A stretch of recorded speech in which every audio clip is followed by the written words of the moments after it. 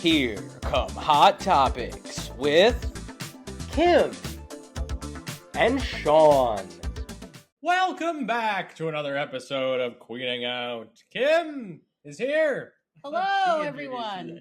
That's okay. All right. Go ahead. Your turn. Hello. Happy 4th of July weekend. Happy birthday, America. 250. Yep. America. Congratulations to Norway. Yes. Big win. Woo. Big win today. Congratulations to Victor. Yes. Big win last weekend. Yes. Big week for Norway. Mm-hmm. We have to acknowledge on the 4th of July. Yes. That's why we're representing the USA as well. But anyway, welcome. Who cares about a 250th birthday? All right. We're just going to go Why right do I in. care? No, It's a quarter of a millennium. Well, Yeah. you know what's interesting is I was alive for the bicentennial. Okay. So I vaguely remember that. Yeah. So it's kind of cool to be alive for that Both, and yes. this. Yeah. And, you know, the comparison of the celebrations. Actually, they're very similar. I remember the tall ships in the New York Harbor. And Do you think bicentennial, right? Yeah. bicentennial. The bicentennial was bigger than the 250? No, they're probably equal. Okay. Like, I remember it was a very big deal. I mean, obviously there wasn't the media explosion and social media back then and all true. that. It was a different So it time. wasn't like as well documented and recorded and all that. But anyway, I think it was just as big of a deal. And this is the semi-quincentennial? Oh God, I remember. No, I think it has an It's easier. above my pay grade. Maybe. I mean, it would make sense. It's half the quincentennial, right? Yeah, but I feel like it had an easier name than that. There is a longer name. I teach first grade. I don't get into that vocab. The 200th was a much bigger deal. You think? I think on the you're on the right. 76s. I like how someone who wasn't alive for it is telling someone who was alive. This isn't a big deal. Albeit I was 5. Quarter millennial. Yeah. Okay. This isn't a big deal, I don't think. I mean, I get the quarter millennial thing. I don't really think it's a big deal. I mean, it's acknowledged. So Yeah, no, it was a nice celebration. But it's like this is going to be a morbid example. It's like when we did the 15th anniversary of 9/11. Who cares? But now with that said, the 25th anniversary of 9/11. Yeah, I mean, so now I'm being hypocritical though. Yeah, right. The 25th is going to be Mets Yankees playing, right?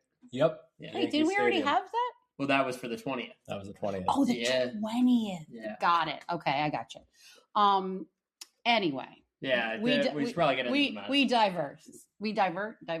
We digress. Digress. That's the word I was looking for. So I don't really want to talk about that. That's the problem. We're trying to, avoid the elephant in the room. Yeah. Well, the elephant in the room is David Stearns. Well, I think the elephant in the room is the fact, one, we haven't done a show since, April? Since Alex Cora got fired. Well, guess what? We're doing a show because another manager got fired. Carlos Mendoza got fired last week, and I feel like we felt the need to do one because Mendoza got fired. I know it's now a week and a half, maybe, or a week and a couple days by the time this comes out going after that. But still, as a whole, the Mets where they are right now is kind of where it's the state of the union in a sense. That's the state. That was a good transition from 4th of July. Yeah, that's true. Well, you'll notice in my sports blog article yesterday, I titled it "Self-Evident Truths," which is a reference to the Declaration of Independence. Yes, there you go. So the Carlos Mendoza being fired, aka the scapegoat of this shit show mess that we have, where we all know who the real culprit is, right? I mean, it's. I think there are many. I think there's one. Yes, primary. There's one. Yeah. Overwhelming. Guy that you can blame for all of this. However, there's also guys on the field that have not been performing to their best abilities. I don't think Carlos Mendoza was doing the best job he could have with the roster. Right. Do I think he was the reason they're this bad? I mean, again, it's only been a week, but I think we're seeing already. No, he was not. It's a culture thing right now because they're not playing good baseball, and they didn't this past week without Carlos Mendoza, and they weren't with Carlos Mendoza before. So Which is what I've been saying forever. It's like, yes, something needed to be done to shake it up, if you will. Yeah. However, it didn't work. It didn't work. Well, I know it's only been a week, but it hasn't. And there is something to be said for player accountability as well as manager accountability and organizational accountability. I mean, like, you know what I'm saying? You could say whatever you will. Bo Bichette was a winner in Toronto, and he's come here and he looks like a shell of himself. And is that because of him or because of the culture? Like, again, David and I have had a lot of conversations about this. I've worked at the same job for about 30 years. There's been times, not many, that there's been people I don't love that I work with, or I don't get along with, or maybe aren't my best friends. But guess what? I still have to go and do my job and produce and, do it well. And it doesn't matter if I like who I work with or not. And I think I'm so tired of hearing about, oh, Soto and Lindor don't get along. Oh, I don't care. Just go. You make millions of dollars. Go do your job. Yeah. And win baseball games. Hit the ball. Catch the ball. Don't make stupid errors. I don't care if you like each other or not. I know there's all this thing about chemistry and blah, blah, blah. But it's like they're also grown men who are professional baseball players. And it's like, it's not, my first grade class getting along on the playground. Like, you know what I mean? Like, it's enough of that, Having said that, I think all successful teams, and this is skewed a little bit because winning cures all, but I think most successful teams, whether it's that we've seen, whether it's the Mets, whether it's the Red Sox, whether it's anyone, seem to have a good culture in that clubhouse and seem to get along very well and seem to have just a close-knit group. This Mets team does not really have that. But I don't think... And it hasn't really since day one. They really couldn't. Yeah. Well, it hasn't since 2024, right? If we're being honest. Yes. Yeah. But the beginning of... even throughout... I know it was a little weird. Maybe some people said it was weird with Soto's inclusion. And again, the Lindor-Soto thing. I mean, now we know... They didn't get along great last year because the owner decided to tell everybody out, which is bizarre. Week. Also, but obviously, maybe it threw things off a little bit. But still, they were winning at the beginning of last year, and they had guys who had been there forever: Nimmo and Alonso and all those guys. McNeil, they had been there forever, and they obviously got along well because they got along well in 24. Right. This year. Yeah, it's a bunch of new guys, and if they go and lose 12 straight games in April, it's going to be tough to get along well. And also, half of them got hurt in April. And it's going to be tough to get the fan base on board. Yes. Which has not happened to this point, right? Like, it's still, everyone is disconnected, right? Yeah. So, I mean, what are you doing? Sorry, I'm telling them to call the England-Mexico game because it's past the plus 11. Right, you'd think. Yeah. David's got a parlay going here. We don't promote sports betting here, but I only bet $2. Well, isn't it legal? Yeah. But you don't want people to, get addicted. Oh, no. I only bet $2. We're not saying, I don't know. But I can win 62 if the Red Sox. I feel like they talk about it on the Mets broadcast, too. They do, which they want to get rid of. Mm-hmm. Yes, England won. Congratulations. So did you win? No, I just see the Red Sox win now. All right. Well, they're winning, right? Yeah, but they also need their bullpen to cover 4 more innings. So. And then you'll finally have enough floor bucks to buy a floor burger. Yep. So that being said, do you want to hear my 4-point plan? Five point. Sean, did Sean have thoughts? I feel like I'm sorry. What do you? There's nothing to say. When I created this show, and listen. At the end of the day, it was my idea. Yep. To do what? This show? Yeah. I thought it was gonna be fun, and at the end of the day, they've sapped all the fun. They've taken all the fun out of it. Yeah. They had to fire Carlos Mendoza because what else are you gonna do? I mean, Cohen said it. He was a lame duck, and he wasn't a lame duck as much as he was a scapegoat. I think. Well. Because they were never going to the season they had. Right. They were never going to extend Mendoza after the year. I don't care if Carlos Mendoza was best friends with all the players, which again people argue could be a problem in itself. But Anyway, Well, I don't care if he was best friends with everyone in that clubhouse. If they're 15 games under 500 or whatever they are now. 17. He's not going to get extended. I don't know why I'm laughing. He was never going to get extended. So I see that point where it's like, okay, why keep him around for 2 months? Just let him have it. Well, and, I mean, you got to try something. And Yeah, you're not going to make a trade for it with someone. Put a fire under their ass. Yeah. The Phillies started winning once it put Don That's Mattingly true. in there Yeah. for some reason. I think my problem with that lies, and I know I probably sound a little hypocritical because I said April's too early to fire a manager, probably on the last show we did. But, I don't know. It just feels like the Phillies clearly were like, okay, Rob Thompson isn't the guy to get us here. Right. Yeah. If you go back to April, when the Mets lost 12 straight games, did they truly in their hearts believe that Carlos Mendoza was the guy to turn them around? Maybe they did, but I find that hard to believe. And if you didn't, then why didn't you just pull the trigger? But you also had a brand new roster, and it was, I know 25 games in or whatever the hell it was at that point. So, I mean, I could understand not wanting to pull the trigger then. Yeah. No, and I get it, because I'm sure I probably said on the last pod that I think April's too early to fire anyone. Mm-hmm. Clearly it worked out for the Phillies. It hasn't really worked out for the Red Sox. Right. But there's been too many Mark Vientos at-bats against good right-handers, and I don't know. Mark Vientos, Tyrone Taylor playing most days, and Luis Torrens ground balls. I love Luis Torrens with ground balls to the right side and Bo Bichette ground balls to the right side. For me to really think that changing the manager in April would matter. Well, listen, I have been a Mark Vientos cheerleader more than most, and I told David I literally wanted to go out and reprimand him during the game yesterday. Yeah. I'm like, Jesus, his body language, his attitude. Again, and I've discussed this with both of you. I don't buy into the players don't give a crap. They don't care. They're not trying. I don't buy into that. They're all professional athletes who are competitive by nature. They're always trying. I don't buy. They always want to win. I don't buy into they don't give a shit. They're going out there and not giving it. Whatever, going through the motions. I don't buy that. But I'll tell you, he looks like he doesn't give a shit.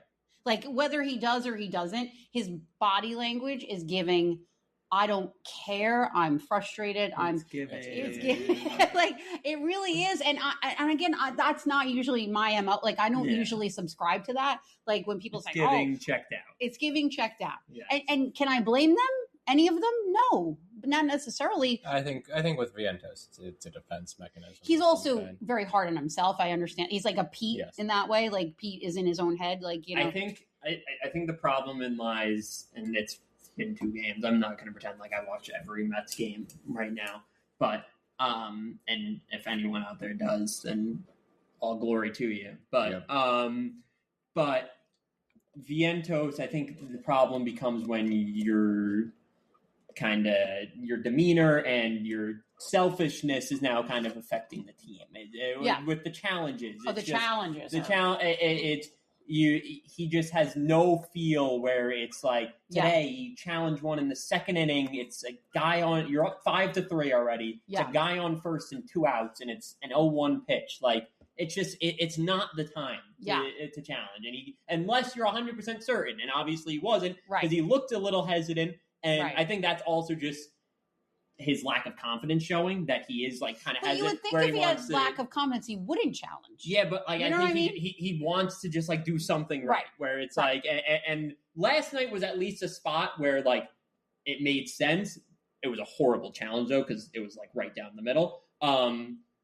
But it's just that kind of stuff where it's okay, now you're impacting the entire team and you're hurting your pitchers and you're hurting the rest of your lineup where that becomes a big problem. I mean, it's not intentional, clearly. And like you said, he wants to help. He wants to help the team. He wants to do, he's swaggy V, for God's sakes. Yeah.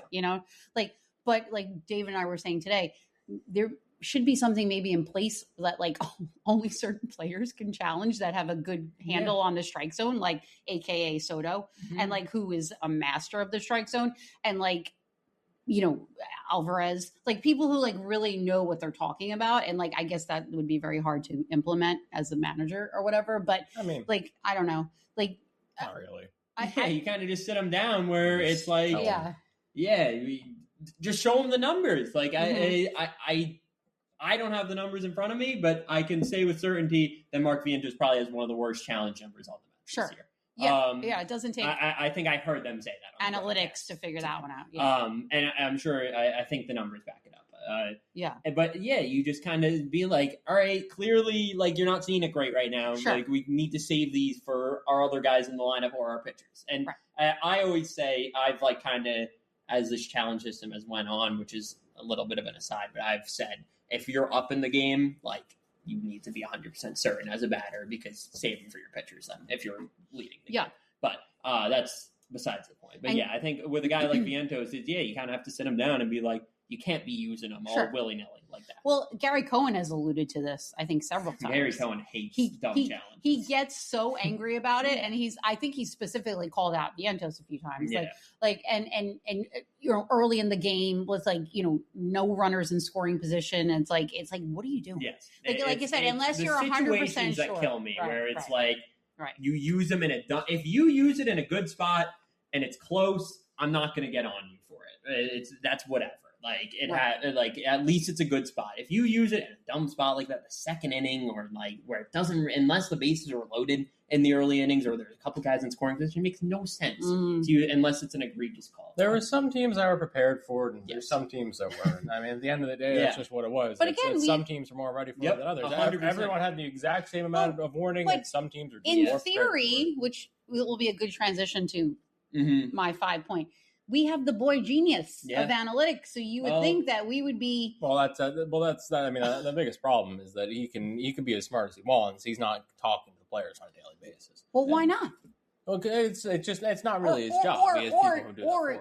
I was just going to say, designate someone to discuss this with the players. Well, we don't. I mean, that's the thing. The thing we don't know about the Mets is what the breakdown of communication. Yeah, what the integration looks like in terms of the things that the analytics department is saying versus the things that the player development department's saying versus the things that the player performance biomechanics department's saying.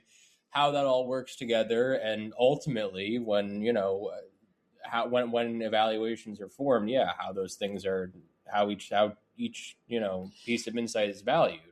And we're not going to know that. And I think that's kind of what I think Steve Cohen kind of wants to get an idea of over the next few weeks is where can we, and those are going to be tough questions for the Mets decision makers to answer. Because they're probably not going to really want to answer those questions because they're questioning, the way they go about their business. And and I don't know if it's going to be as easy as Steve Cohen just kind of going around asking questions, because I think these people are going to be a little bit defensive and they're going to, I don't know. I don't know what it's going to look like. I don't know. It's one of those things that you'd rather not be doing it now. But I just think from a personal standpoint, which, Steve Cohen, David Stearns don't care how I feel, but I've been a Mets fan for, a good portion of my life that I remember. And I look forward all winter long to the season, and the amount of disappointment that this season, and I try, and you guys can attest to this, watch every game. And I get excited for every game. I like to go to Citi Field, but I just feel, and I think I represent all Mets fans, so dejected. And so it's just specifically today watching that game, I'm like, if they lost that game today, that would have been the most catastrophic loss in a season of catastrophic losses. Yeah. Like that to me would have been that doesn't happen. Teams don't lose games when they're winning 10-3 in the 9th inning. And the thing I was saying to Sean is the funny, it doesn't happen. The funniest, not funny, but I said the Braves got the first 2 runners on. It was first and third, nobody out. And we were I already shit. said, I was like, all right, if they blow this game, it already entered my mind that it was a possibility that they blow this game. It was 2 runners on and still a 7-run game. But that's what they have done to us. Should not be a thought that is what they've done to us, because literally, if I didn't know better, I said this here too, and in the group chat, like I would think someone made a deal with Satan that like this team is cursed. Like they cannot bring your fans 1 ounce of joy this season. Like you, like even that was like an easy, like breezy win, and then all of a sudden it turned into the most anxiety-ridden win you could possibly have. Like wasting Devin Williams in that situation was absurd. You know what I mean? Like Brazaban's been great. Like what happened? Like it's just mind-boggling the amount of like stress and anxiety that every single pitch causes. Yeah. Like, and again, I'm not on the field. I'm not playing. Like I don't, I don't have any skin in the game other than I care about the team and I like to see them win. And like, I've been a fan forever. Like, but it's just, it's so like anxiety ridden to watch that. And like, I try to be positive and it's just like, oh my God, they don't give you much. No. You know? It's become a very, even again, as not a, but I like to watch the Mets. Like I enjoy watching the Mets, but like it's a tough watch. It is. Yeah, no, there's very there's little. Not a lot other than the kids. The kids have been fun. Like, Benj has been fun. AJ Ewing has been fun. McLean's been fun mostly. Like, I still like Alvarez. I love Soto. I love Lindor. Like, there's positives, but it just doesn't mesh. Like, it's just not going together. Like, it's not working.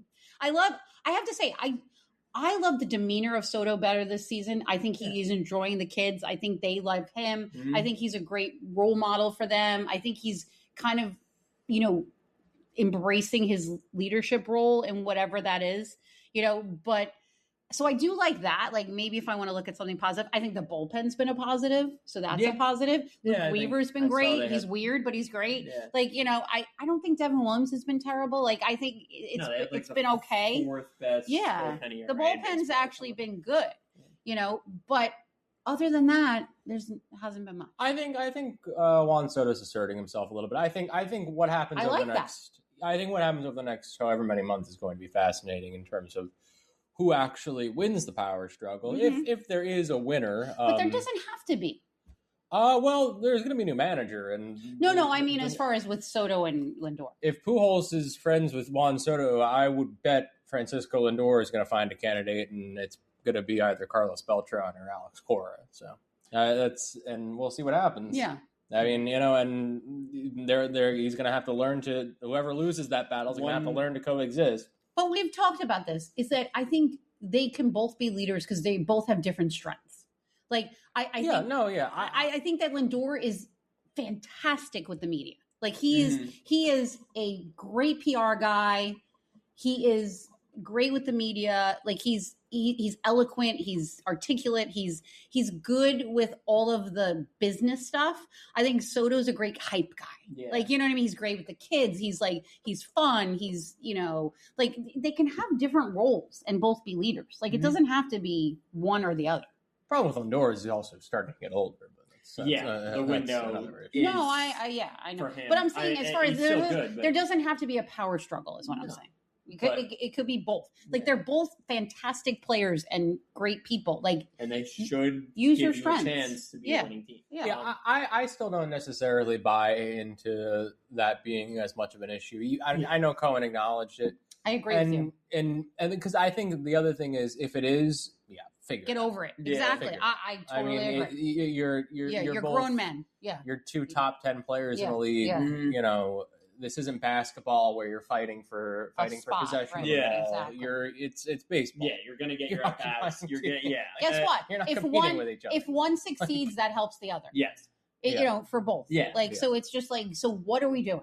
I don't get it. One final point, and I was talking with Jake about it last time about this year's team before we get to Mom's 5-point plan. But I think the reason it's such a tough watch, even beyond the play on the field, which has been tough in itself, is because, Ewing's great, Benj is great, obviously Soto and Lindor, and like McLean, but there just aren't many guys where it's like they've been here for a while, or you have confidence that they're going to be here for a while, that they're going to be key pieces. You don't really feel a connection. You're not invested. I had 80% of this roster. And I was saying with the Red Sox, for me, even though it's been a terrible year for the most part, they were playing a little better lately, but like, even when they were playing horrible, I was like, I remember saying to you, I do still find it like to be a likable group because there were a decent amount of guys where it's like, I'm rooting for them to figure it out. Yeah. With this Mets team, it's like, you don't have that feeling too much. No, I agree with that. Yeah, you're just not invested in them. Yeah, aside from, again, Soto, the core, and Lindor, I am invested in. Alvey, I have like some investment in. Yeah. Like, because he's been here and he was on a winning team. Like, it's just, it's tough because, I don't know. The kids are fun to root for. Yeah. But you're not, like... Like Bo Bichette and Jorge... I know Jorge Polanco. Well, I'll get into that, how I feel about that. Freddie Peralta, it's like you're not... Like, you don't have that much investment in the guys where it's like you're pulling for them to, like, figure it out, to, like, get going. Like Clay Holmes. Even Clay Holmes, I'm like, I know he hasn't even been here that long, but I'm rooting for him. Like he's a great story. Mm-hmm. He's a nice guy. He's like someone you'd want to root for. Like I'd be sad to see him go because I think actually he's one of the few things I think David Stearns did well in that he kind of reinvented him and, created him into a starter and it really panned out. Like, so whatever. But like he was a great little project. No, I mean the Stearns, regime has had its hits to be sure. Yeah, yeah, but I'm just saying. Well, they just haven't built a team very well. This certainly not this season. And really, I mean, all 3 years there's always been flaws. They've pitching. had their pitching, starting pitching even every they've year. had their hits with pitching, like Holmes. Like they've had some, but it's just, they haven't built it. I'll get to that, but I think 2024 they did well. Yes, I think. They did. Well, that was also lightning in a bottle a little bit. Well, but even going into the year, even when things weren't going well, I think there was always. I mean, realistically, he was tasked with. There was a lot of dead money on that team. No, that's true. There was, there wasn't a very good top of the farm system. He wasn't inheriting a great situation. There was no pitching whatsoever, like besides the money. But wasn't it kind of the exact opposite of this year? Every chance you took on someone panned out. Sean Manaea panned out. Yeah. Jose Iglesias panned out. There was time after time, relievers panned out. Like I can't think off the top. Yeah. Was it? No. Who was it? Not Gazelman. I don't know. There were relievers that just. Oh, what's his name? With the long hair. Stanek. Yeah, Stanek did. Like there was a lot of people who just kind of worked. Gazelman was a crazy pull. I know. I don't know where did he come from? Where did he go? Yeah. I mean, then there was the. That's why I was thinking of whatever happened there. But I mean, there's JD Martinez also waiting. I mean, that's another one. You waited out on JD Martinez again. Would I have waited it out on JD Martinez to drive down the price an extra $5 million? Probably not. But you know what? You ended up getting him. That's right. I forgot about him. That's another one. And I think not only was he big on the field, I think he was a big intangible leader. That was always that was always part of the appeal. No, but they did that well. Manaea. They identified that Manaea was funky, and they figured it out. They identified that Severino was working on improving his repertoire. That's another one. That ended up working out. Bader was useful. But it was a little bit of luck. Huh? A little bit of luck. Oh, my alarm's going. You guys can keep talking, right? But well, is it recording or no? Yeah, no, it's the audio's still going. Oh, okay. Tell me when you want me to do my 5-point plan. Yeah, well, we'll get started in a second. Hang on. Okay, that's great. All right, and I started again. But 2024, they did a very good job. He led the transition. He transitioned them from a team that was in the doldrums to a team that could that had a little bit of money to spend. He didn't spend it all in one place. He spread it out. Yeah, there were some hits. And then the deadline came, and they went out and got Paul Blackburn. Yeah. And it's kind of been downhill from there. Yeah. Yeah. I mean, you're right. Because the right move there could have made them win the World Series. If they got a starting pitcher, if they got a starting pitcher, they would have won the World. They could have won the World clearly. Series. Absolutely. Because they held their own. Their downfall was starting pitcher. They held their own. Yes. They relied on until Kodai Senga and Sean Manaea had to be like the guy, and he pitched Game 6, and obviously didn't pitch well. But like you were relying on Sean Manaea to go out there and put up a And you're right. If you had anyone but Kodai Senga pitching Game 1, then no, you're right. You could steal 2 games. It could have been Jack Flaherty. Yeah, they couldn't beat the Dodgers. That's the thing. Like that. Yeah, I mean, with a better six. Yeah. Again, you flip the pitching mat. I mean, it wouldn't have been Kodai Senga for the Dodgers. Yeah, but if Jack Flaherty's pitching for the Mets in Game 1 of the LCS and you take that one, then again, who the hell knows? Yeah. But that's what it comes down to, is that David Stearns, he built he did the part where he rejuvenated the farm system, that he modernized the organization. He brought it up to speed in terms of the way the structure should look, and in terms of, the way the player development department, in terms of what information they should be using to make decisions.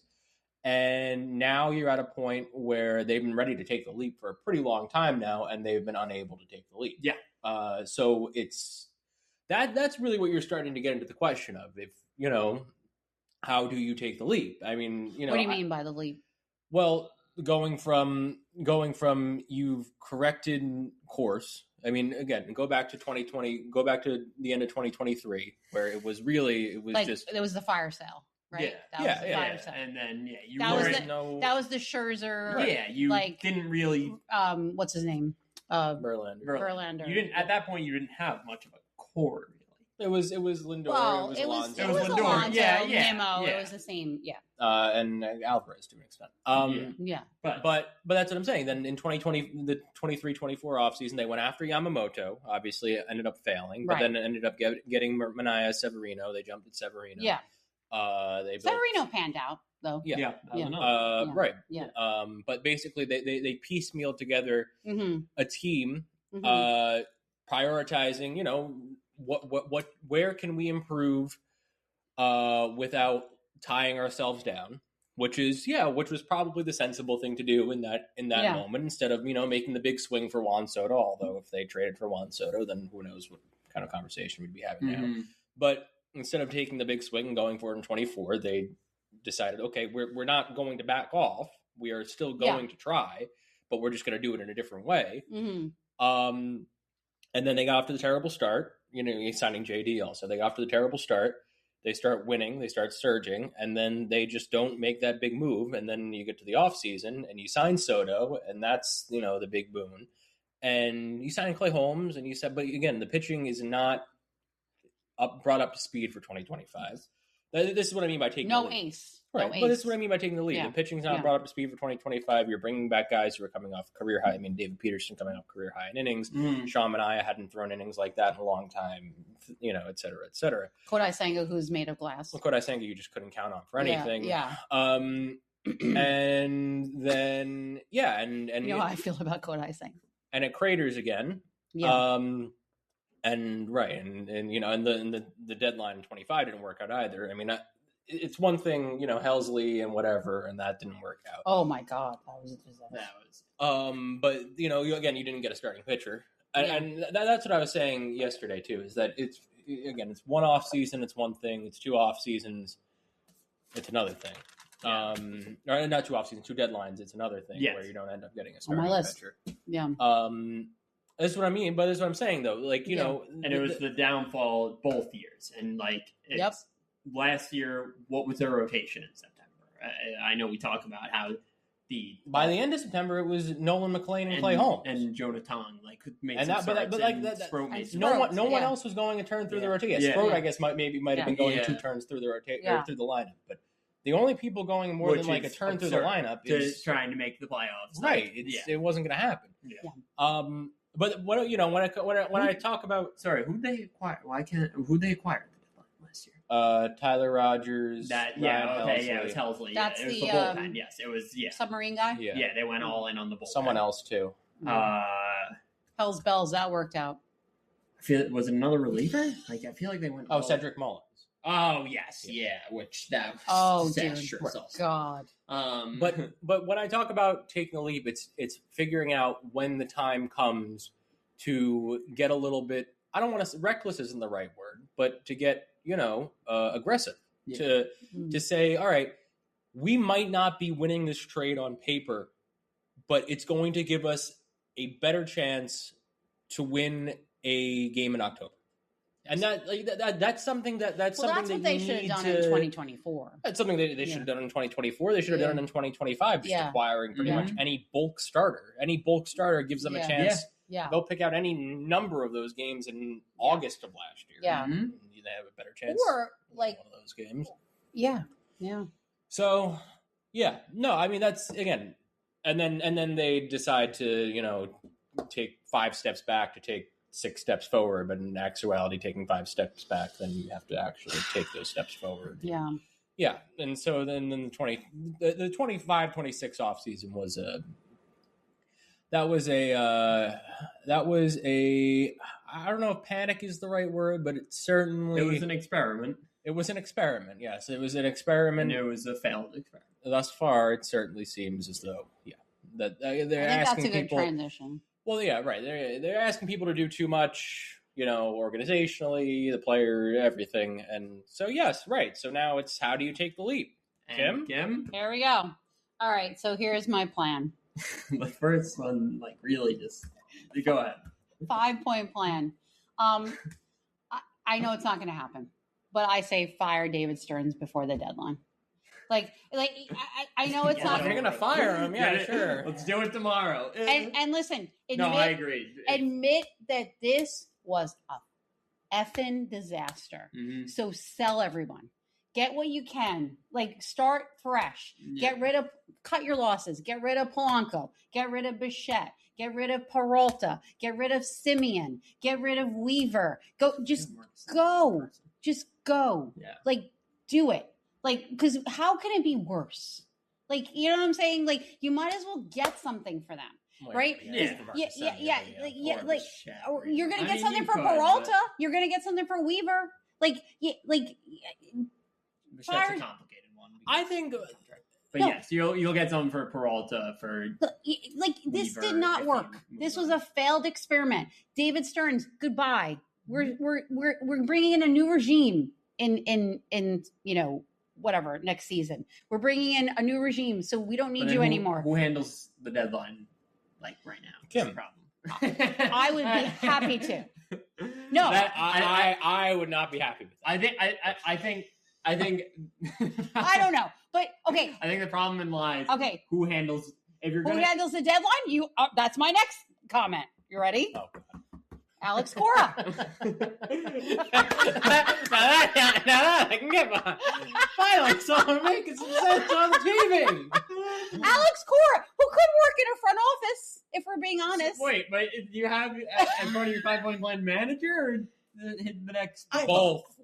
Okay, until he's officially hired as manager. You want him to run the baseball operations, and then in the offseason, I don't care. Whatever. Okay, all right. I'll take over. Yeah. I don't care. I just don't let it be David Stearns. Yeah. I don't care who. No, I see your point. I agree with if you're going. It's the same with Mendoza, where it's if you're going to fire him after the season anyway. Exactly. I think do it's it now. The difference where Cohen is not planning on firing him after the season right now. But if he was, then it's well, why have him handle the deadline? Where exactly. It's going to be exactly. For the future This experiment of the failed. This experiment failed. I agree with that point. I just don't. Like you said, I don't think it's going to happen. No, I know it's not going to happen. But I'm saying this is my plan. Yeah. If I was in charge, if I was Tia, I would say, Steve, get fucking, excuse my French. I know, are we not allowed to curse? No, you're allowed Fire David Stearns. He's embarrassing you. You are opening up your checkbook. You're spending the money. I'm sorry. I do not blame Steve Cohen for this. I blame his trust in David Stearns for this. That's who I blame. Steve Cohen is spending the money. He's willing. He wants to listen to the baseball people he's supposed to be the boy genius. He's listened to him. This has failed miserably. Start fresh. Get rid of everyone. Again, like David said, not one Met fan has an attachment to Bo Bichette or Devin Williams for that matter, or Weaver, or any of them, Simeon, Polanco, any of them. Get rid of all of them. I think, yeah. I mean, ultimately, that's where it's. So I would be put it this way. I would be surprised if I would be surprised if David Stearns adequately changed to Steve Cohen's liking. After everything that's discussed over the next few weeks, I would be surprised if David Stearns walked away from that saying, I am going to change the way I do things. Yeah, I think, I mean, I don't know. I don't know.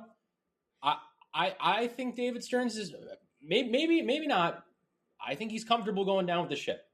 Well, hold on. Mm-hmm. Do you think if David Stearns and Steve Cohen are sitting in a room together, like just the two of them, do you think, I'm being serious right now. No. Do you think that Steve Cohen's like, you're doing a great job, buddy? Like, no. or do you think he's like, what the fuck is going on? No, I'm spending all this money. Like, you know, so then what's the plan here? Like, how are you going to fix this? I'm paying, how much does he pay David Stearns a year? Like, it's got to be 5 to 10 million, probably. I think 10. I don't even know. It has to be a lot of money. So, like, imagine the two of them sitting in a room. Like, Steve Cohen is very proud. He's also a Met fan. Like, he's like, you're embarrassing me, dude. Like, I'm spending money on light shows and mayhem and whatever else he spends money. Like, he's made it such a great fan experience. Like, I will give him credit for that. Like, you can even park for only $40. Only $40 with a coupon. Yeah. Right. No, but you know what I'm saying? Like, now ticket prices are down to like $10 to go to a Red Sox game. That's embarrassing. You're embarrassing him. Like, and it's because of you. So what are we going to do about it? Yep. Like, I would love to be, honestly, I'd love to be a fly on the wall in a room with those two. I hope they're promoting, I hope they're promoting the TGL at the Red Sox and the Mets. That's actually, that's true. What's that mean? That's Tigers golf. Yeah. Henry and Cohen both. Yeah. So I think maybe somehow involved in like the ownership. I know that. Steve, they own golf. Yeah. I'm pretty sure that they're in a joint venture. Yeah. But so again, to like summarize, sell. Start fresh. Like, get rid of all these. Oh yeah, you want to tear it down. I want to tear it down in 23. Yeah, no, I do, because none of this is working. Like, you know, like it's and sure. And this is all David Stearns' baby, and it's just not working. None of it's working. Yeah. No, not one fan has any attachment to any of these players, other than Luke Weaver, who and like I said, I really hesitate a little bit because the bullpen's been the only positive. Yeah, I mean, you can keep Luke. And he might be one of the problem is he would get something. Yeah. And D-Will, I actually think it's been fine. Like, I like him. I kind of like that he's kind of figured it out a little bit. Like, I know he had a rough time with the Yankees, so like. I like him. I don't have any ill will towards him or really anybody that he's brought in. I just don't care if they leave. And if you could get something for them, do it. You know, and obviously we're going to have to start looking towards 2027. Like, nothing's happening this season. Hopefully. You know what I mean?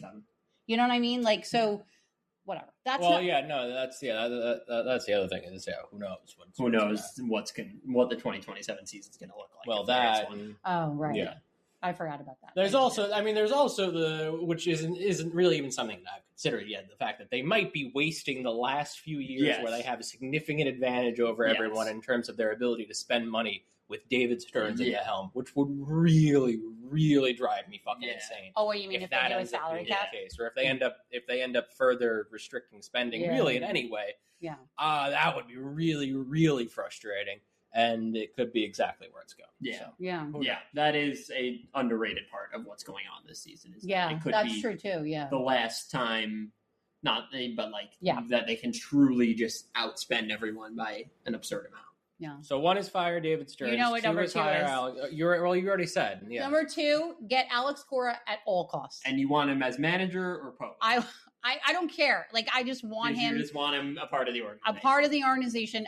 Ideally, I would love him as manager. I would love Beltran as bench coach, as the manager in waiting. Who's the president of baseball operations? I don't know. We'll let Alex Cora choose. Okay.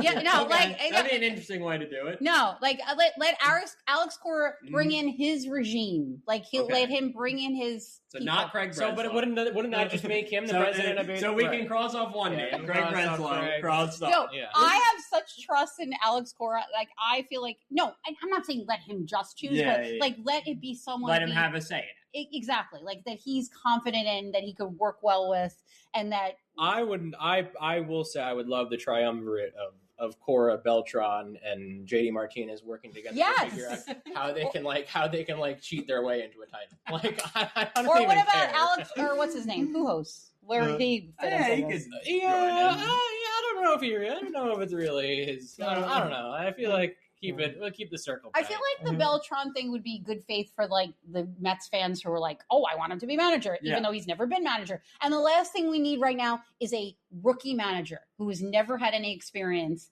like, and is dealing. I think there's two sides to that, but yes, I tend to agree because it is a clubhouse that you kind of needs to bring together That's a little what I mean. bit. Which who better it's than more that? Helpful to have a guy who's done it before. At the same time, Than Alex Cora. Alex Cora was once a rookie manager who ended up winning World Series in his first year. So Correct, but he also Carlos Beltran.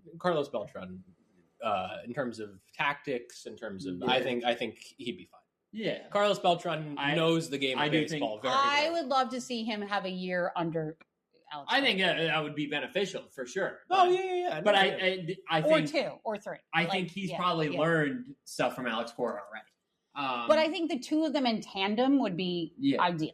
You could go the other side of it and have Alex Cora run the front office and have Carlos Beltran be manager. Okay, fine. I'll you know what? Sign me up for that too.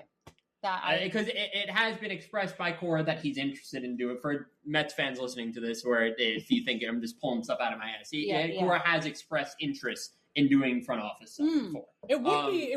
I'd be fine with that. I don't know what exactly they need, but a dynamic where Cora is even the GM under Stearns.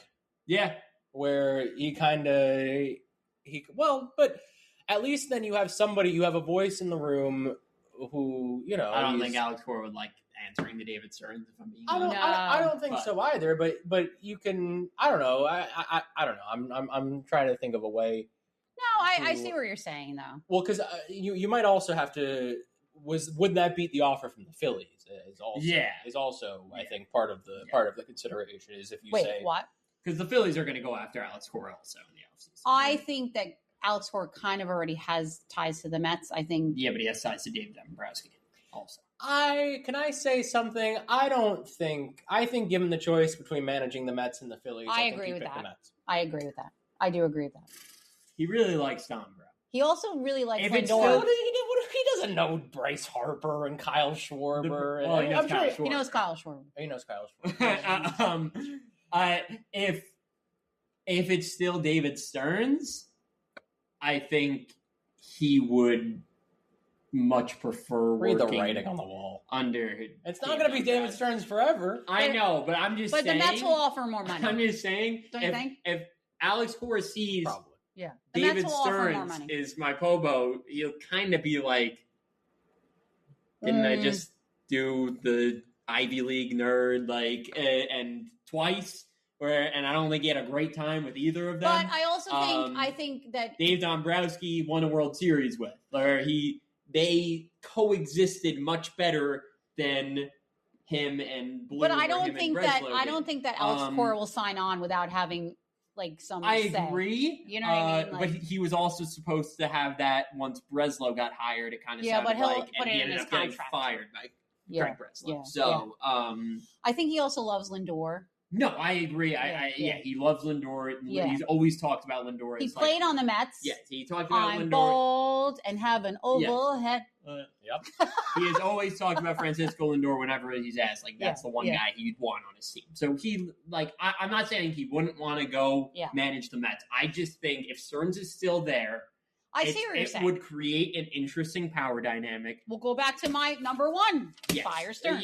That would, I think, be much more appealing to Alex Cora, just because I think it would be an interesting power dynamic. Alex Cora, again, is not going to want to really not that he's not going to want to answer to someone, but I see answer to someone too much.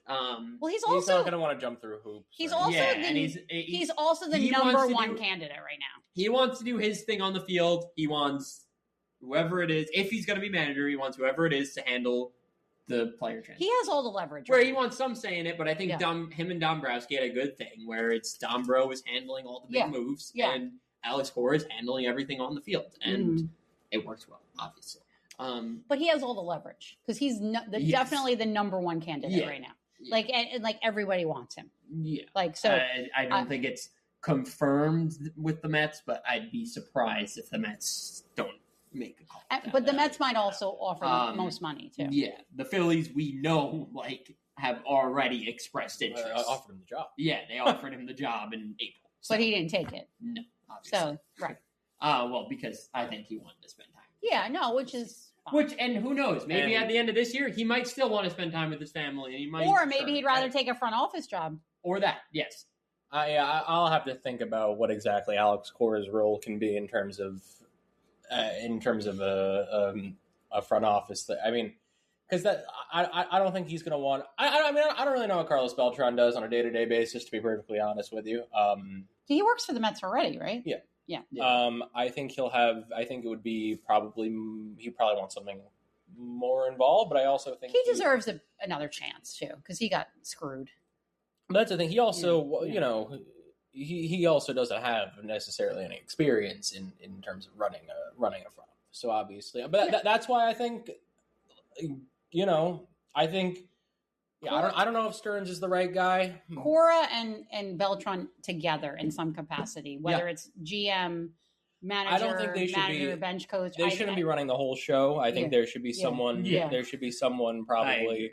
And that's saying I don't know if Stearns is the right guy. If they're running the whole show, it's just Team Puerto Rico. Yeah, right. I'm just kidding. I was out doing garbage cans. Well, also that. That's also a worry, but that would be fun, and that would be fun in its own right. I'm kidding. I kid. No, but that's it would certainly be entertaining. Yeah. A lot more entertaining than what you're getting right now. Yeah. Christian Vasquez would be the first signing in the offseason. Yeah. And Erod would be nowhere near. Erod, Alex Verdugo, not a chance. Alex Verdugo. Is he still playing? Yeah, no, Tristan Coss is one coming. Wait, is Alex Verdugo so weird? Does he still play? I always think Cora found Coss is a little too weird. Yeah. He is a little weird. That's the guy who lives in the hotels? Yeah. Is Verdugo still playing? No, he's in Guangdong or something. Good. All right, you want to hear my number 3? Yes. Yeah. Okay, and it's so important. I'm going to say it. I told you, David. Yep. 3 times. I thought you said 4 when you said 4 times. Yeah. 3 times. Starting pitching. Get an effing ace. Not this nonsense of Freddie Peralta or whatever the hell he is. Like a real legitimate. I don't fault him for going after. Hold on. I do push back on that. A Cy Young candidate. Well, there's one. Freddie Peralta was. Yes, I push back on that a little bit, and I'll said this for 2 years. I'll take the blame on this show. I was the biggest Freddie Peralta person in the offseason. Obviously, it has not worked out. I love Freddie Peralta's entire career, and he had the best season of his career last year. He was a legit Cy Young level pitcher. But they also pivoted because they didn't get the pitchers they want. Right? Like I don't think so. I don't think so. I think Freddie was always there. The hitters, yes, you could say that. Yeah, the Bichette move could be seen as a little bit of a panic move. Wait, who was the guy that went to the Padres that they wanted? Michael King? Yeah, I thought that they wanted. Yeah, but no, they were. I don't think they were ever. Yeah, entering the offseason, I think most people saw Freddie Peralta as a higher level, and it's not like King's had a great year. King had a qualifying offer and everything. I think Freddie Peralta was always, if not their number one. But I feel like I've been saying this for 2 years now. Like, and even when we signed Soto, which everyone was so excited, I was like, but what about starting pitching? Like, I remember saying it, like, as excited as I was for Soto, I was like, but we need a pitcher. We need a starting pitcher. We need an ace. We need a legitimate, like, let's be honest. We haven't had an ace since DeGrom. And how long ago was that? Like, 4 years ago. You know what I'm saying? Like, so, like, we need an ace. Like, you're not going to have, like, and I realize every team doesn't have, like. Well, there's, I think to answer your question here, there's one clear, obvious option out there, and there's really not a backup. you have to get Terry Skubal. Yeah. Like there, yeah. You have the best pitcher, but everybody's going to want him. That's the problem. Well, yeah, you have to give him the most money then, because there's not a backup for what you want for a guy that you know is going to be an ace, a Cy Young contender. There's one guy out there. But I feel like if you want to win a World Series, that's what you have to do. There aren't that many of those in baseball. They haven't given up. I mean, I'm saying this off the top of my head. If I'm forgetting someone, I don't think I am. They haven't given out a 4-year contract to a pitcher since David Stearns.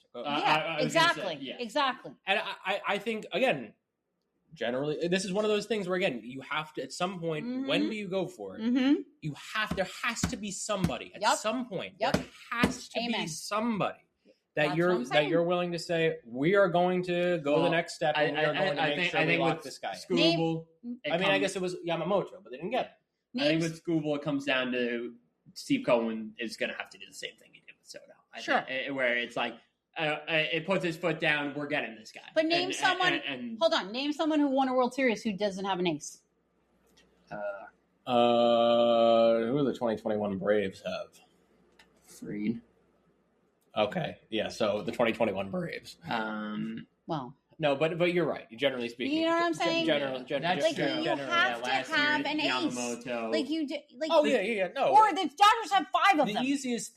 Like, you know what I mean? The easiest way to give yourself a chance in October is having top flight arms. You need 3 good pitchers in October. Let's be honest. But you need the one where you know who is going to go out. Stopper. And the problem came back where in 2024 the Mets, that was Sean Manaea for the Mets, who was awesome. Right. But at a certain point, like it was above his pay grade. He's not that. It's 2 games every 2 or 3 games every 4 days or whatever it is. So there's more time for rest. The quintessential team for what you're talking about is the 2019 Nationals, who had Scherzer and Strasburg. Exactly. They had Corbin kind of in a hybrid role. Because you could have 3 really good pitchers and get by. Yeah, because you can. And then piecemeal. You can get and then piecemeal. You need to have the right manager with those. But 2018 Red Sox. But you have to have a stopper. The 2018 Red Sox had a terrible bullpen and really just 2 Well, what they do, aces. they put in Price, right? They put all 5 of their starters. Yeah. Well, look, were used in the bullpen. Look what the Dodgers did last year. They had 5 starters. Yeah. 5 starters in game. Was it game 7? I think they used 5 or 6 starters. Including Sheehan. That's because that's a well constructed team. You can never have enough pitching. There are some teams that understand that you go for. But you also need the high level pitching. That's what I mean. You go for outlier, but that's my point. That's my point. Like, the Mets have not been going for outlier talent. They haven't been taking advantage of the fact they have more money than ever. Yeah, right. Well, why are we doing that? Like you said, at some point you have to go for it. Like because they're scared of bogging themselves down with pitchers who are hurt. But you're not going to win that. You're never going to win that. You're never going to beat the. About it when he's working fucking Las Vegas. But you're never going to beat the Dodgers ever if you don't do that. That's just the reality of it. The Dodgers did a masterclass in why you have an abundance of starting pitching in the World Series last year. Like, if that didn't teach you anything, and I know people hate the Dodgers and whatever, but to me, I'm like, they are the standard of what you do to build a winning team. Yep. And it's like, and if you're not taking notes as other GMs, then you're an idiot. The move that really put them over the top for me was when they jumped the market to sign Blake Snell. After 2024, they won the World Series. They won the World Series. A lot of their pitchers got hurt. They snuck by, still won the World Series, and they said Blake Snell is probably, if not the best strikeout pitcher in the sport, one of the 3 best strikeout pitchers in the sport. He gets hurt a lot. We have built a pitching staff that can withstand that. Exactly. And we are going to lock him in for 5 years at $50 million or whatever it is because we can. You look at their rotation. You look at their rotation. It is a lot of guys who have injury problems. Glasnow, Snell, even Ohtani pitching wise. But it doesn't matter when you have a million of them. Exactly. That's my point. Yeah. Right. And that's the one. And they have 5 aces when all healthy. Is the thing. They have 5. We have none. Maybe not 5, 4. And right. 7, the Dodge. Yes, I agree. Ending? Where the Dodgers are the model. He said we can keep talking. Oh. But okay. Yes. Should I go into my number 4? Yeah. I think the answer to number 3, there is only one answer. And but you get him. You have to get him. Yeah, yes, but there's but everyone in there for what you want. There's no backup to school, and everybody and their mother wants him. Yes, but you have to. You have to get him. You have to do the same thing you did with Soto. Everyone and their mother wants Soto. Well, you have to find. You have to find the next Nick Pivetta. Yeah, you gotta get better at that. Yeah, you gotta get better. You gotta get better at that. Yeah, they did a pretty good job they did a good job at least at identifying a guy who could kind of have that breakthrough in terms of Manaea, who, funky slot, weird fastball characteristics, got a lot of good, arm side move or glove side movement on his breaking ball, blah, blah, blah, whatever. And they ended up signing him to the extension, and, it hasn't worked out. You gotta find, you have to hone in on guys who stand out and figure out, if they're going to be able to sustain. Well, this is the other thing. It's like, for a couple of years now, there hasn't been a definitive who's starting opening day. Freddie, yeah. But I'm saying, until we sign Freddie, it was that shouldn't be on a team with such a big payroll. It should be very clear who our opening day starter, or there should be an ace. There should be. You know what I'm saying? It's been, like I said, since DeGrom, it hasn't been definitive. Yep. It's been very, Tyler McGillis. You and me go starting over. Tyler McGillis starting. Or Big Q. With all due, hold on. With all due to Clay Holmes is starting. I'm like, okay. This is not a $350 million payroll. Mm-hmm. This is the Milwaukee Brewers or whatever. Well, whoever. Yes, it is. Name a small market. So. Checks out. Whatever. Anyway, my next number 4 is a little different than secure your young talent, aka what the Braves did a few years ago. Secure AJ Ewing, secure Benj, secure McLean. Alvey, even I don't know what his situation is. Just if you like what you see, sign them and secure it and get them. While the stock is a little lower, maybe. Yeah. And no, it's if because they all seem like they're going to be legitimate. Yeah. I mean, I know. And if they have that same belief, then yes. I know it may be a little early on Benj and AJ, but But I think McLean has proven himself pretty well for the most part. I would be surprised. To do still, I think McLean. He has a ways to go, but he's a great player. I would be surprised if this particular front office signed Nolan McLean to an extension. Yeah. But I don't see that much risk in the world doing it with Benj and Ewing. Of course, I don't even think it's the worst idea with McLean. I don't either. No, I definitely don't either. AKA what they did with Roman Anthony. I think the Red Sox are a little bit of everyone with those deals always assumes there's no risk involved. I think the Red Sox are a bit of the cautionary tale that there is a little bit of risk involved when you look at the cases with Christian Campbell and Brian Bayo, who are both in AAA right now. But yes, I agree with guys like Ewing and guys like Benj and McLean. See, where I struggle with stuff like this is teams do it for the cost certainty or whatever. Yeah. If I'm doing something like that, I'm doing it because I want to buy out free agent years. Yes. I want to keep them around as long as possible. I'm not doing it for the cost. I don't care about that. And I can't. I agree. Yes. You can't get me into that mode necessarily. And I know that's probably not necessarily a good thing, but especially when you're, the Mets are never going to have to worry about fucking Carson Benj's ARB3 salary. Yeah. It's not going to be a major concern for them. I don't even know what that means, but okay. But you go through the arbitration system, and you end up getting to the year before your free agency year, and it ends up being say it's $15 million. Yeah, that's not going to be a concern. Yeah, it's not going to be something that they really have to worry about. If they end up paying, if they lock Carson Benj into $12 million in that year as opposed to $15 million, you know what I'm saying? It's not something they have to worry about. They need to worry about, is this a guy who we want to keep around for longer than the 6 years before, or after he hits free agency after 6 years? And so, yeah, I think if they think those are, and I think those two are probably good examples of that. Yeah, I think but also, and if you, like David was referring to, if you want to keep some good faith with the fan base, and the fan base is like enjoying them, and is like, oh, these are two homegrown Mets that like we are standing behind, then maybe we'll get a little good faith with that's true. Like, we have someone that we have connection to. I don't think it hurts for that purpose. Also. Like Pete, like right, like so. I didn't do it with Pete, yeah. Well, no, but I'm saying like it's similar to that in that he was right, like he was a homegrown Met, like so I think maybe you'll get some good faith back with the fan base. Like, okay, you were saying we have no connection to these players, like maybe it will give us a little. Okay, these are kids that we've watched come up from the system, and now they're still Mets, and they're going to be Mets for a while. Like, I don't know, you have a little emotional attachment to them. Okay.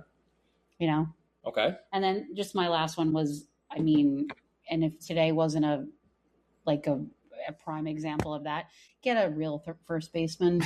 Yeah. I mean, Jesus. Yeah, I mean, there was one available for just money, and they. Pete Alonso, you talking about? Yeah. I mean, again. Yeah. It's getting like, what are we doing? Like, I mean, and honestly, we don't really have a true DH either, if we're being honest. Like, no. So both. Like, I don't know what. Again, this is a big payroll. Like, what was the plan there? The plan is that first base is fungible, and that you can find 800 OPS first baseman for you can find decent first base play for cheap. That's the idea. I mean, Polanco was supposed to be the first baseman, right? Yeah. I mean, is he ever coming back? Not getting on the free agent market, but and it's not like you're gonna go out and trade for this guy either, and it's not. I mean, Ryan Clifford's striking out like 40% of the time. Yeah, I mean, again, did re-signing Pete Alonso make sense from a you're going to be paying a 36-year-old Pete Alonso and probably post to 740 OPS and play just against lefties, whatever. You didn't have a replacement.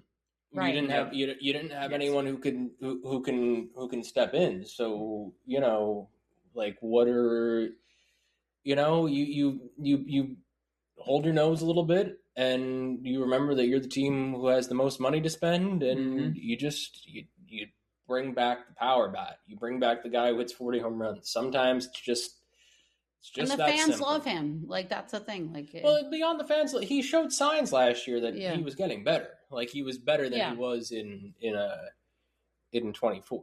Yeah. He showed signs of improvement that postseason and then into next season. And fine. I think that was the biggest thing for me, was that there were improvements that were made. There were some, there may have been some regression, but Pete Alonso was, a stupendous power hitter who is has one of the strongest lower halves you'll ever find on a baseball player. Yeah. And you chose to give that up for Jorge Polanco, who ran into a few more pull side fly balls last year. Like, it's this is what I'm talking about, where it's like there is hard concrete evidence that Pete Alonso is a prolific slugger, no doubt. And there is very little evidence that Jorge Polanco was going to repeat a 30 home run season. So, okay. That's now, even if there are still underlying metrics that say Jorge Polanco was an improved hitter. Yeah. That's, those are the things that you have to. So I'm going to make an analogy of, like, in my world right now. So, like, if at the end of first grade, my first graders take a test that says, oh, if, let's say 90% of your first graders pass this test, they're going to go to second grade. And if you don't get 90%, then you didn't do your job. And 60% of my first graders pass the test. What do you say about my teaching ability?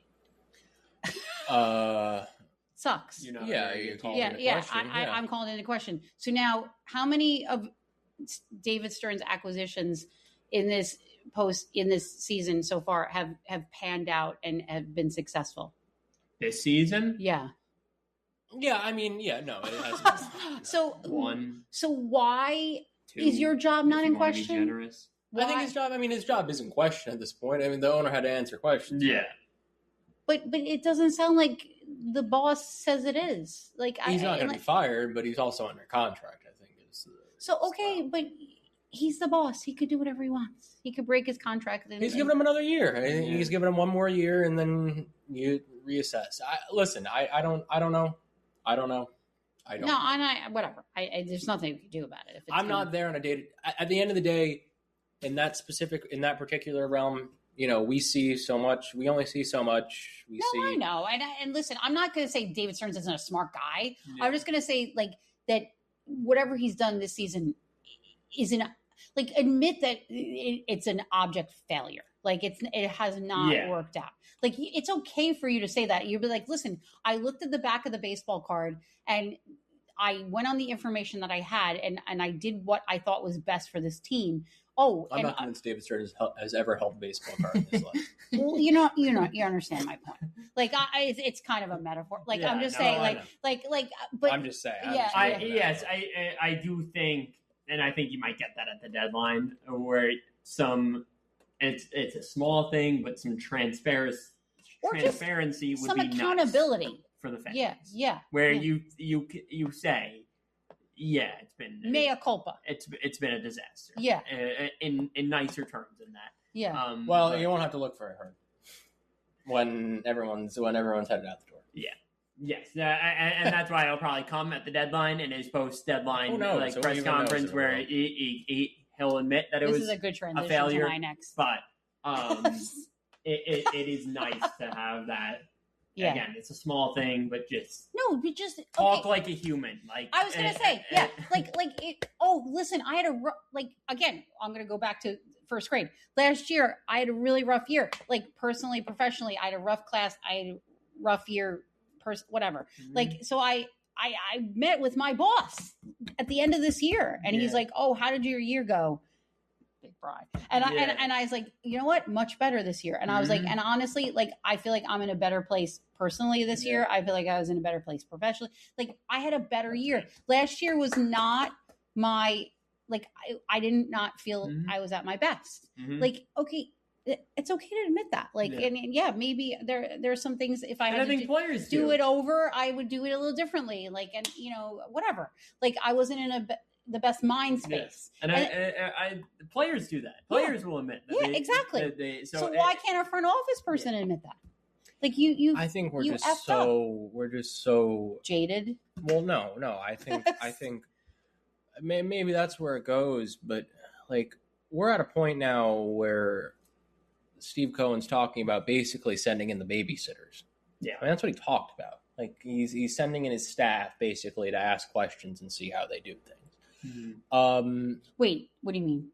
Led to David Stearns? Yeah, he's auditing the front office. That's good. But that's good. That's what he should do. But that's what I'm saying. But we're not. Money. But this isn't really. It's accountability, but it's not. It's not a. It's almost like your parents forcing you to say sorry to someone. Because you I don't know, you did whatever. He's not. It's still disingenuous. It's. You don't know. You don't know. Yeah. You don't know how that's going to be received. We're in this loop of dysfunction. Yeah. Right. But whose fault is it? I guess that's the question. I don't know. Yeah. And I don't think it's. I think Steve Cohen is doing his best. I don't. To be fair, and I'm going to go on the record on saying this. I don't blame any of this on Steve Cohen because I do think but I think Steve Cohen does and spends what he thinks he's supposed to. And I don't think David Stearns has ever said to him, listen, I want, player X, Y, or Z. And Steve Cohen's like, no, that's too much money. Right. I think it's the opposite. I think Steve Cohen is always like, Here's my checkbook. Get the best players. Like, absolutely. So I feel like this is not on Steve Cohen. Like, I still have all the confidence in the world. With that said, he's been flying by the seat of his pants pretty much the entire time. Yeah. And there's nothing you can do about that. There, right. But he's a businessman. He's not a baseball guy. Like, you know what I mean? Like, so he's relying on David Stearns' expertise to guide him. Right, but to pretend that it's going to be perfect, and I mean, I think he's seen that by now. It's not going to be perfect. Yeah. Well. Right. And it's still a business. Like, it's still not going to, Well, yeah. I think you would have hoped that they were not in this place right now. Oh, you would have. Well, amen to that. Like you would have hoped that this was not. David, here's my. I just want to go. This is where we are in July 2026. Was you not wanted? No, hold on. I just want to take a little break, but hold on, just a quick pit stop. But that's my boomer bust. Okay, well we'll wait for you. Okay, wait for we'll wait for Kim. David, what about the Red Sox? Oh yeah, talk about the Red Sox. I'll be right back. Does anybody Red Sox need anything? Are winning. Does anybody need anything? I'm good. Thanks. Excuse me, I'm right in front of the camera. Yeah, that's all good. Do you mean the Red Sox like this game, or you want to recap of the game, or how the Red Sox they're doing better. Good. They're doing better than they were a couple weeks ago. Yeah, I mean the American League is a different animal than the National League, where if they hold on here, they got 4 outs to go, they'll be 4 games out of the playoff spot. And a week before the All-Star break. So at that point, the Red Sox are in a weird spot because they do have guys where we'll get to our trade deadline segment with the Mets in a second, but they have guys that are going to be valuable at the deadline. At the same time, I know Ranger Suarez just got hurt, and who knows what that's going to be. Connolly Early got hurt, and he's getting a second opinion. So that also changes things a little bit. If you're 2 starters down, it might be tougher to sell the buying. But you could also say, well, then go get a starter. But if the Red Sox were to sneak into the postseason, which I'm not going to say I have a ton of confidence in them doing, because they still will need to continue to play this way for a long stretch instead of just this 1 week. And even in this week, they lost a series to the Nationals. But if they were to sneak into the postseason, you're lined up with Garrett Crochet and Sonny Gray if you keep him, and Peyton Tolley and Connolly Early if he gets healthy and the elbow thing isn't serious, and Ranger Suarez if this isn't too serious, and Jake Bennett, who's been great. Like, that's 6 starters who you feel pretty confident with on the mound in October. And then the bullpen is the same thing, where you have Chapman, you have Whitlock. Again, if they all stay, Slayton has been better as of late. Guerrero looks like a good find. Like, the pitching is there where you feel like you could make a run in a weak American League.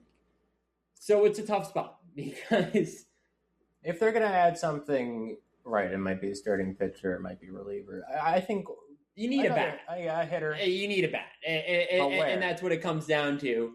I mean, second base?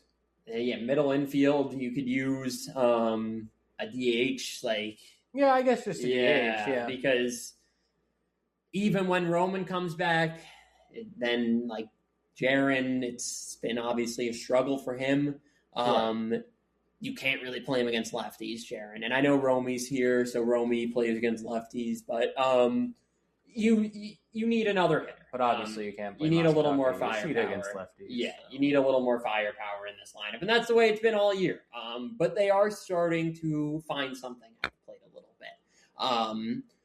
So yeah, I don't know. They're in a weird spot. Hopefully they don't blow this game as we're talking here, because now it's 7-4. Right. But yeah, it's just the American League, how weak it is right now, makes it a very interesting spot. They could do a hybrid thing as well. I'm not the biggest fan of ever doing that, but there's an outlet to do it for them, sure, where you trade Gray, you trade... I don't know if you can really be serious about contending if you trade Aroldis Chapman, but no. But there are I mean, I don't. That's really it on expiring contracts. I mean, I don't. In terms of trading Jaren Duran at this point, I don't really know. You have no idea what the value is there. So yeah, I really don't know. Like I'll say this: it's been a much more, again, knock on wood that they close out this game, which is not a certainty, but it's been a much more enjoyable product to watch over the last since the Yankee series. Wait, did you discuss how you felt about Cora being fired? Well, I think we discussed that on the last show. I still, whether this thing fully turns around or not, it was never the right move to fire Alex Cora. And I made that clear, I think, in April. I stand by it now. Whether they really got going here or not, there was always talent here, and you can't convince me that Alex Cora couldn't have gotten this thing turned around. Well, it'll be clear when they fire Craig since he's done it before. Yes, yeah, and I think that's when that decision, and that's going to happen. And it comes back to our discussion before, where it's Breslow, even more so than Stearns. I think everyone kind of knows Craig Breslow's done after this year. Again, I don't unless they dramatically turn things around here. Wait, Sean, you know what we said would be funny? But, sorry. Sorry, let me just finish my thought. So, are you really going to let him handle this deadline? Where he should have been the one to go. Yeah, it's important decisions for the future of this organization. Are you going to keep Sonny Gray? Are you going to keep Aroldis Chapman? Are you going to get prospects? Like, you want Breslow to be deciding what prospects you want back there? Wilson Contreras should not be on the table. I will be very mad if they trade Wilson Contreras, no matter what they do over the next 3 weeks. You can't, and I'll be done with the Red Sox in a second. No. I want my final point on the Red Sox, where with Wilson Contreras in particular, and Wilson's having an unbelievable season. Will he replicate this in his next 2 years? Probably not. But you cannot complain as the Red Sox and as Red Sox fans and that there aren't enough veteran presences in the clubhouse. And then you get one who's playing at an extremely high level and then ship him out at the deadline. That doesn't work. Because then guess what? Next season, at the beginning of next season, they're going to be saying, well, there's no veterans in the clubhouse. We go through this cycle over and over again. You lost Bregman, and Bregman was a great veteran presence. Has Alex Bregman been a good baseball player this year? No. Wilson Contreras has been an outstanding baseball player this year. He's an all-star. He should be an all-star, and hopefully he is in the coming days. But it would make zero sense for a team that is searching for some, and I know people will be like, well, Wilson Contreras isn't the leader that Alex Bregman is. Obviously, Wilson Contreras is a much more fiery guy and a much more tempered guy than, he resonates with these the young players. Yeah, everyone. He is one of those guys. Yeah. And it's a very valuable guy to have. And sure, could they use other veteran leaders? Yes. Besides the guy who tries to fight every team. He's easy to rally around. But I was going to say that. He's a guy where if he's on your team, you absolutely love him. If you're playing against him, you hate him. Yes. And Caleb Durbin said that. Caleb Durbin was in Milwaukee last year. And obviously he was in St. Louis, so they were rivals. And Durbin said there was a thing where, I don't know, Contreras, they were racing to first base and ran into each other or something. And Durbin said from the rest of the season on, I hated that guy. And then he was like, but then I got here and I was like, no, this dude is great to have on your team. Kind of, is it like a Scherzer kind of a little bit? Yeah. I think it's a similar kind of energy. So, yes, that's my point. No matter what the Red Sox do this deadline, no matter what they do over the next 2 weeks, whether they get into this thing or not, it makes zero sense to trade Wilson Contreras. I understand that you can get a haul for him. I don't really care about that. Yeah. I don't care about getting top prospects for a guy. If you win tonight, aren't you at 500? No. They're still far away from there. I thought they were. No. They still got a ways to go. Oh, maybe on the road. I don't know. I think they're above 500 on the road. They've had that weird thing going. Okay. Well, that's sorry. It comes down to they got to start winning at Fenway Park. Yeah. All right, go ahead. I was just gonna say, if they fired Craig Breslow at the deadline, wouldn't it make absolutely no sense that they fired Alex Cora then? Yeah, well, yeah, that's It would make, when they fire him at the end of the year. And they're going to unless they go and make. But then why the hell did you fire Alex Cora or something like? It makes no sense. No, it makes no. It was Craig Breslow's last ditch effort to save his job. Why they let him do it is beyond me. Because John Henry's an idiot. Yeah, Sorry. I don't have an explanation because the ownership group always really stood behind Alex Cora. And I think Sam Kennedy and Alex Cora are so close, which is weird. Brings us back to the Mets point. If they do fire Craig Breslow, maybe the Mets and the Phillies won't be the only guys going after Alex Cora because you think he'll go back to again? There is a possibility. Third time's the charm. No, I don't know. Jared Carrabis said that he hasn't sold his house in Boston. But also, what I was going to say, which would be weird, is if the Mets and Red Sox traded managers. What? And the Red Sox got Mendy? Yeah. I mean, would that be weird? Red Sox have a lot of Venezuelan guys on their team. They do. Right? Wouldn't that be interesting? I don't think Mendoza will be the manager of the Red Sox. No, maybe like the bench coach. The bench coach for the Red Sox or something next year. I could definitely see that. Yeah. Yes. I like Mendy. I don't have. I think Mendy. Yeah, we didn't really get on that. I don't have any ill will towards Mendy. Seems like a great deal. Did I think he was the best manager? No. I mean, did I agree with everything he did? But he seemed very well liked. The guys liked him. I don't know. He made some questionable in-game decisions, I feel like, but he wasn't. I don't know. I'm not like, oh yay, he's gone. I kind of felt he seemed bad. Like a good dude, and it sucks that he lost his job. I think. Over. No, I dysfunction. I kind of buy what Cohen's saying when he's like, cut him, give him a break. It's not like we were going to bring him back. Some relief, Yeah, and he'll get a job. Like I said, I don't know if another job. I don't know if it'll be a managerial job at least right away, but he'll get a bench coach job somewhere. No, I agree. I don't have any. To manage it I agree. Yes. I don't have any ill will towards him. I don't. I don't know if he was my favorite manager ever, but he wasn't. I don't dislike him. Mm-hmm.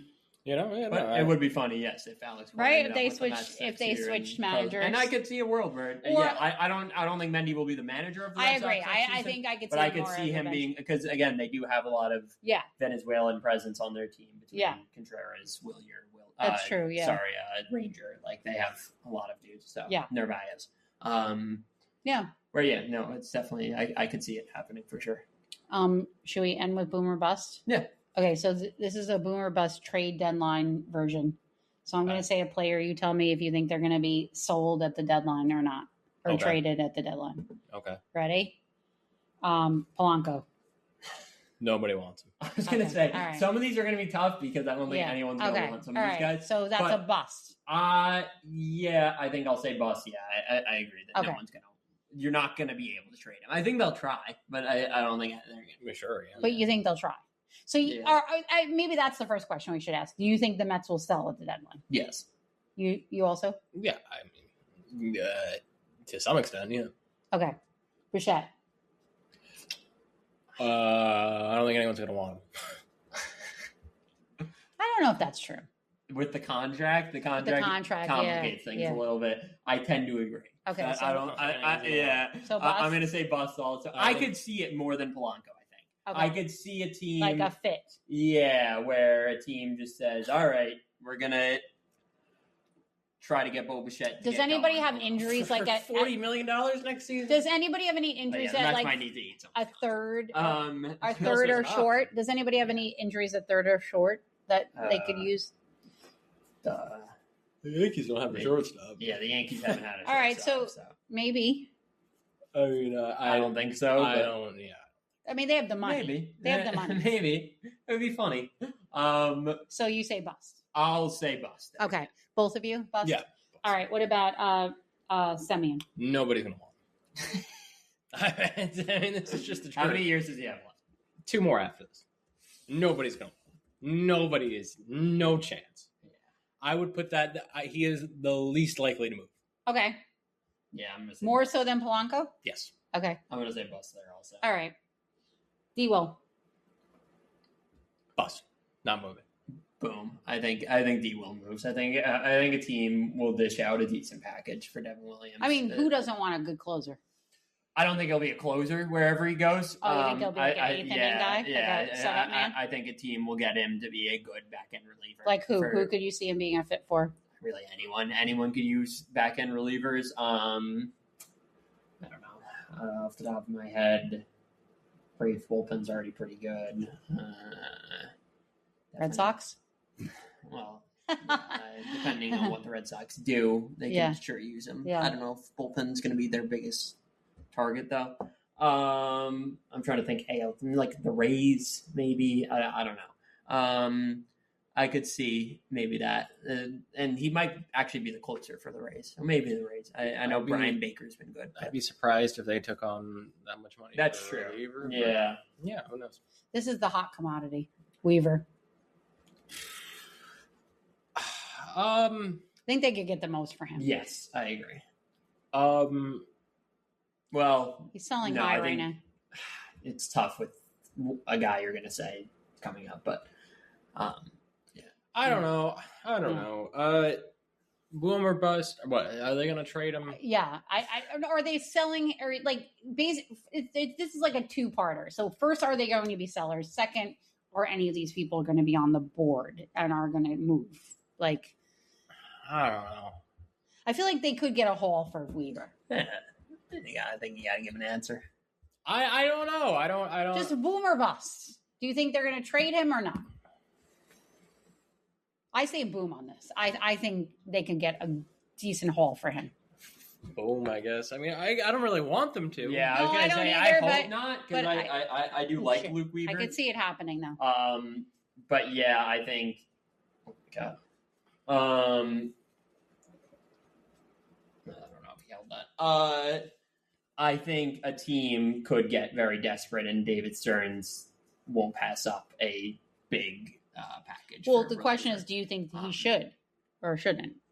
I mean, it depends what it is, but yeah, if you can get back someone you think can start, then yeah, you should trade Luke Weaver. If you get back another Luis Angel Acuna, then no, you don't have to trade Luke Weaver necessarily. Yeah. I don't know. Sorry, I'm trying to figure out if the Red Sox got the first out of the ninth inning. Yeah, I don't think, unless they can get a team to be really desperate, I think Weaver's a guy that you can keep around. I think Weaver is a guy that you try to keep around for. So you think it's more likely D Will goes than Weaver? Yeah. You do? Yeah. Interesting. Okay. I would think the opposite. Because I think they'll get a similar haul package for both. I guess Williams has the contract, but what do you think, Sean? Who's more likely to move? I think Weaver's more likely to move. I do too. Just because I think teams are not very brave, and it's a cheaper contract. Mm. Did Mark, you set the camera? Oh, I guess I was probably supposed to. Mark Vientos. Nobody's gonna want him. That answer has been on a lot. Yeah, I don't know. Sorry, going back to Weaver, I'm gonna say bust. Hopefully, but okay. I think there's a real chance they get a haul for him, and yeah, it ends up being a boom. I'm gonna go without this. Okay. Mark Vientos. Yeah, I really just. I don't know. How have his numbers been against lefties this year? I don't know. If his numbers have been decent against lefties, maybe someone tries to get him as the platoon bat and plug him in there, or at least a guy off the bench. I think if anyone's going to trade for him, it's not going to be a contender. It'll be a team. Yeah. Who's I'll say boom on this one. Actually, yeah, I think I could see a team just trying to give him a change of scenery shot. And I'll say boom. Yeah. Okay. Beatty. Bust. No one's going to want him. That's the first time David I'll say boom. I think somebody will want I think there's something there. I don't know if there's anything there. I'm a little harsh on Brett Beatty. I personally would not. I again, not me, but someone. Yeah, but like you said, maybe change the scenery. Maybe he needs to reinvent himself. This is the big one, Peralta. Boom. Yeah, I don't think there's much of a question. What they will get for him at this point, I think, is the larger question. Yeah. It's a really tough one because the upside to a year off being like we said, Cy Young contender. But he's been terrible this year. So, but I think Boom, either way, I just don't see a scenario where the Mets want to extend him at this point. Yeah. Agreed. Or for what he's going to want on the market. I guess it's getting to a point where the qualifying offer, I think, is the only chance, maybe. And that's why the only scenario I could see the Mets keeping him, where they extend the qualifying offer to him and then they can get the pick if he declines it. But or he accepts it. I mean, if they think they're going to win next year. But or he might accept it. Like at this point, he might. Awesome. Good capper of the week for my fantasy team, by the way. That'll do it. Yeah, I think I was already there because of Guerrero. Anyway, but yes, Boom. I think this is the likeliest guy to go for sure. Okay. This is the one I'm most confident that's going to go. Yeah.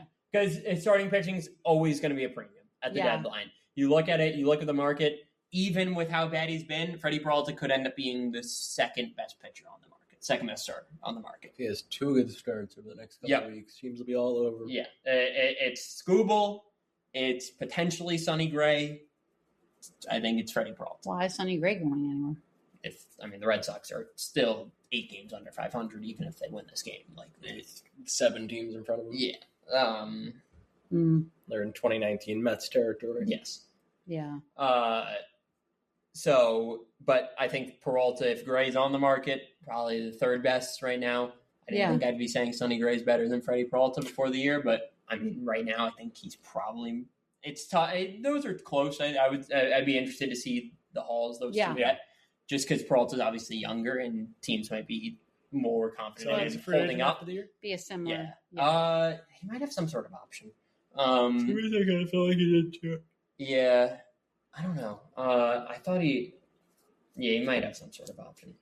But all right, that's all I had. Yeah, so I'll check Sonny Gray's contract details now. I think the likeliest person to get traded is Brooks Raley. I forgot about him. I didn't even certainly mutual option. Okay. Yeah. I like Brooks Raley. That would be my only addition. I think he is 100% getting moved.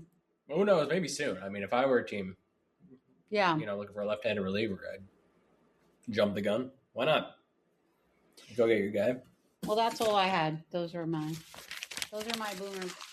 boomer bust trade deadline.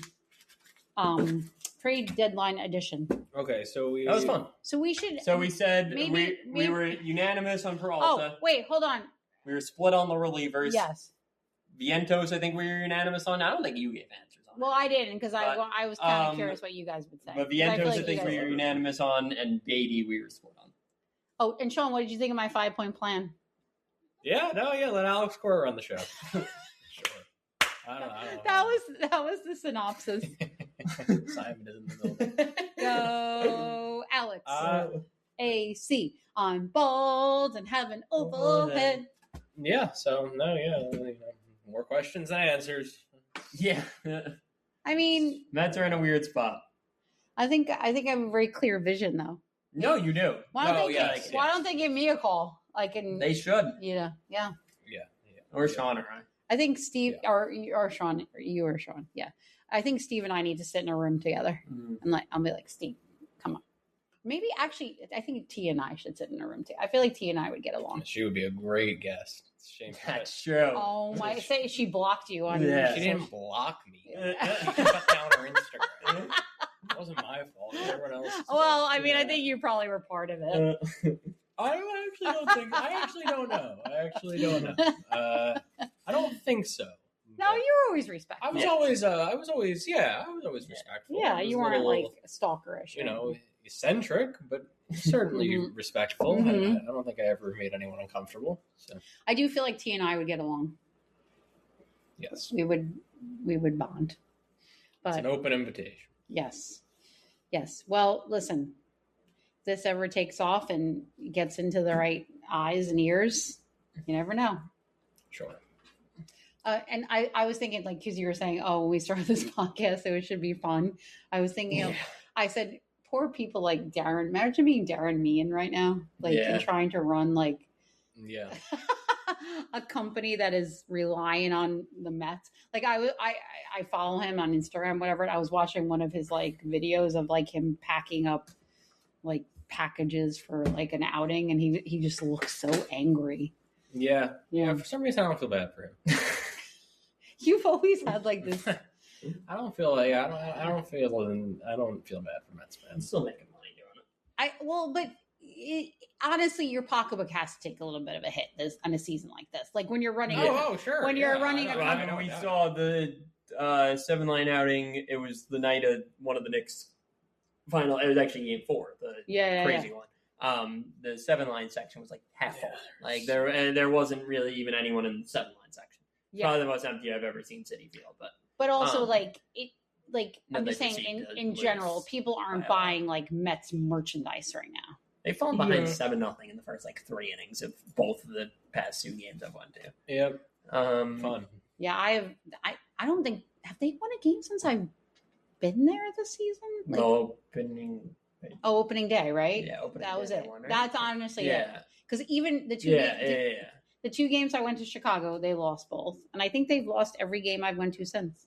I mean, I haven't gone to I've gone to like 5 this year, maybe total, including Chicago, but still, like they've lost every one except for opening day, which is sad. That's crazy. But maybe they'll beat the Red Sox. Yeah. Who knows? I feel like that's the next time we're going. Yeah. Anyway, all right. Final thoughts is what's pending? Thoughts. I want to be optimistic, but I don't feel like there's much to be optimistic about. You know, like Juan Soto and Francisco Lindor on the team, and that's the young guys. I like that's the thing. Like I will always love going to a game. Like I've said to Jake because his birthday is coming up, obviously. Like, and I was like, like it was Mets Red Sox. Like that seemed like a no-brainer. Like we'd go for his birthday, and he's just like, I don't even want to go see this team. And I'm just like, that's sad to me. Like, I mean, I don't blame him. No. Don't get me wrong, but I find it sad. Like that. Like I feel like that was a given for our family. We'd go see Red Sox Mets. Like that's just Yep. But hey. Yes. Listen, you never know what could happen. Yep. Maybe they'll still give us a little joy this season. I wouldn't count on it. I'm trying to be optimistic. No, I mean, sure. Or follow my 5. They did win today. They did, barely. They won today. But follow my 5-point plan. That reminds me. I gotta send something in the group chat. What? Oh yeah.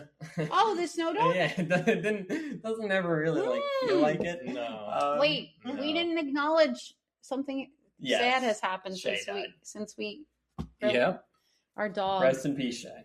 R.I.P. Shay. Our dog.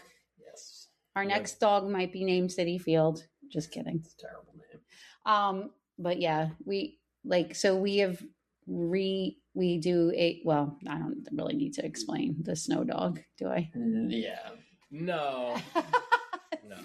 Never mind. We in our group chat we have like a happy little dog and so we've made it into Shay, our deceased dog. Yep. You explained it anyway. Phillies lose? And very seldom do the Mets and Red Sox win on the same day, but today is one of those rare occurrences. But we're gonna, you know what? We're loyal to the last out. Yep. So we're gonna. Wow, this is rewatching the most full snow dog of the year. We'll be watching sporadically. And we're going to be rooting, and we're going to be looking for things to root for. Yeah, again, if you're looking for reasons to watch, good luck. There's always Juan Soto, there's Francisco Lindor, there's Carson Bench, there's AJ Ewing, there's Nolan McLean. Yeah. That's about it. But that's all right. That's something. Those are 5 good reasons to watch. Yeah. So, and it's only $40 to park. It's only you can get a discount to park, $40. Yeah, you can get into you can get into the park for $5. I was going to say, you can get into the ballpark probably even less. For weekdays. $5 Tuesdays. Yeah. That's true. Including the tickets now. If you're Will, you could eat like 10 hot dogs for $50. Yep, which doesn't sound worth it. All right. We're gonna do a watch party for Red Sox Mets next weekend. Yep. Are we? Live stream. No, I don't think so. Yeah. Oh, we should do that. That'd be fun. Which we'll see. Yep, we'll Coley. see. Yep. Let's do that. The McMahon's gonna be invited. Steve and the fat guy. Tyler. Yeah. I love Tyler. I don't know him. Stop. Anyway, yep. All right. Live stream, Red Sox Mets, be there. Let's go, Mets. In all seriousness, probably next show, like after the deadline. Yeah. Yes. See you in November. Stay tuned.